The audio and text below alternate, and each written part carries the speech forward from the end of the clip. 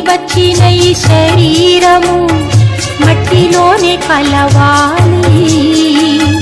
మట్టి నుండి వచ్చిన ఈ శరీరము మట్టిలోనే కలవాలి. స్వామిని విచ్చిన ఈ ఆత్మ తిరిగి నీ చెంతకు చేరాలి. స్వామిని విచ్చిన ఈ ఆత్మ తిరిగి నీ చెంతకు చేరాలి. మట్టి నుండి వచ్చిన ఈ శరీరము మట్టిలోనే కలవాలి.